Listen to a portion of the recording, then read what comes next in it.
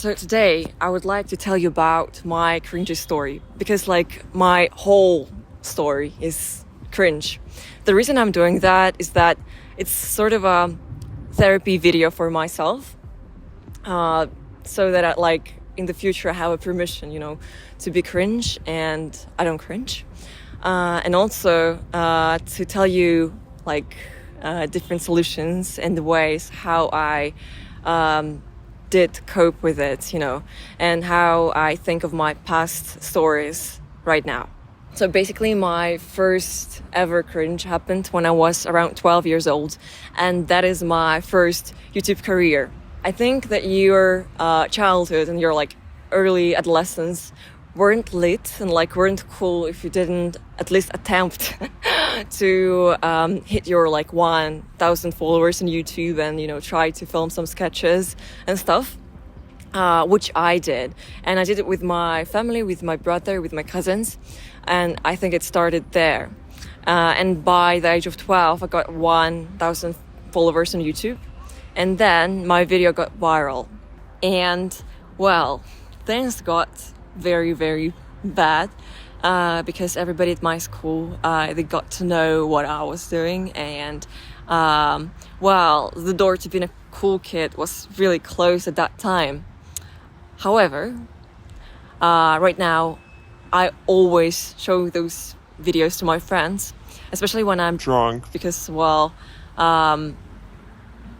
those are great memories, and I'm very glad that I managed to kind of capture what I looked like when I was 12.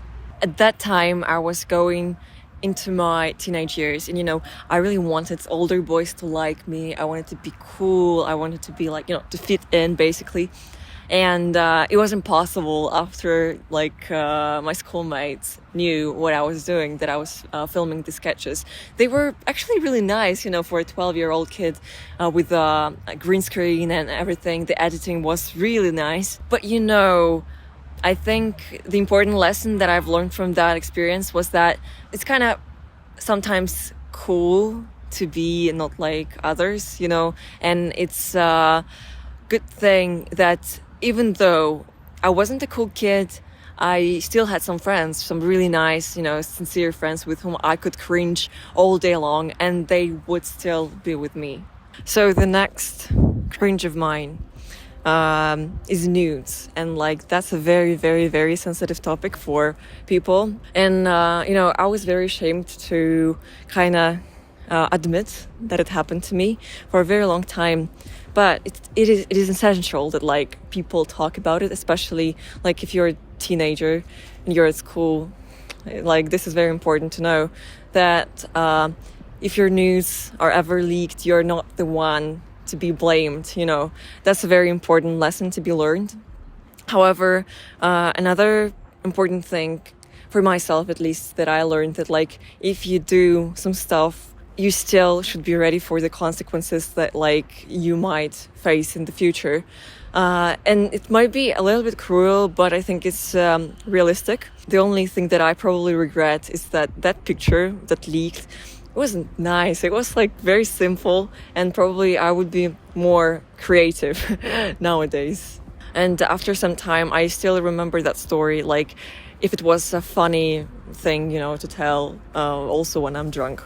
Okay, so the third cringe that I have is related to politics and actually to protesting.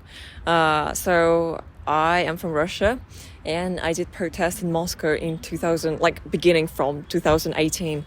And you can say that it's not cringe, but at the time when I was doing it, Russian opposition was considered like a semi-illegal, shady entity. And yeah, I'm not the only one speaking here. So, yeah, so it felt really, really lonely to be in a positioner in Russia, because it felt like everybody around you like doesn't understand you, and that you're like the insane one, that you are crazy and you're the only one who sees like what's actually going on. And that's why it took a lot of guts to actually go out and protest. And in 2018, 19, I would say that Russian opposition got much stronger.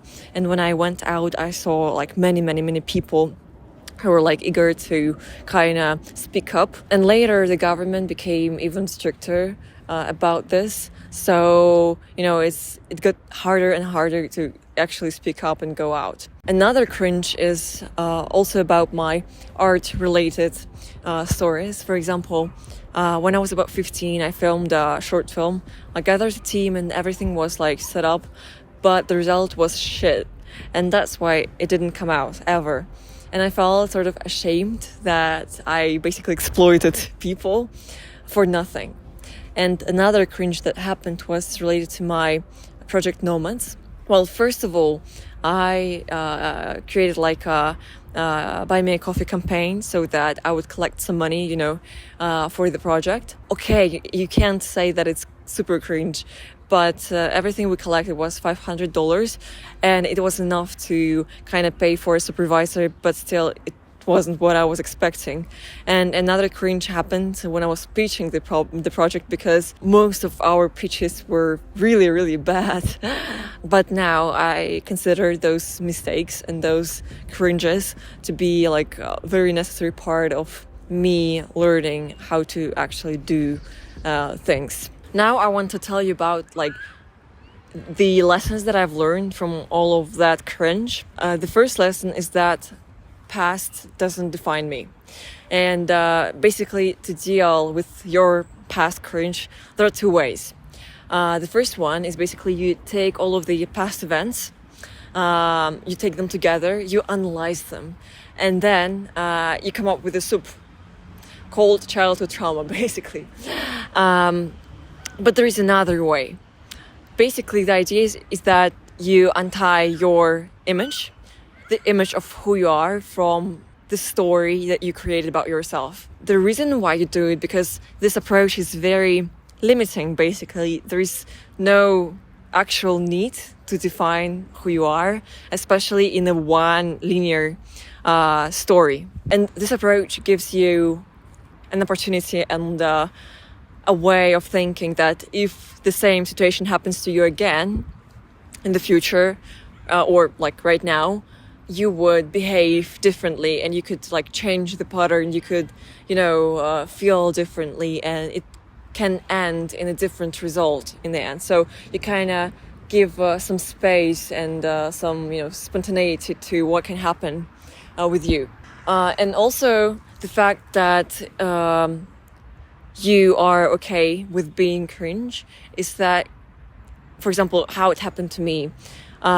Instead of trying to kind of shape myself into a box, into the idea of what I should become because of my story, because of my cringe, I kind of switched to exploring more of who I am without like expecting anything, without judging who I might become, and more like, a witness that is watching a movie. And it's something that you can call freedom, I think. It's this phrase that is I'm cringe but I'm free. It's so true, because it allows you to be very sincere and open and vulnerable without the fear to be hurt.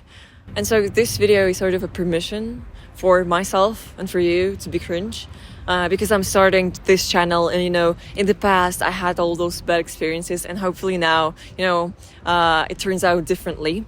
And if you like the video, do like it, and you can add my channel in the YouTube. And thank you. Bye.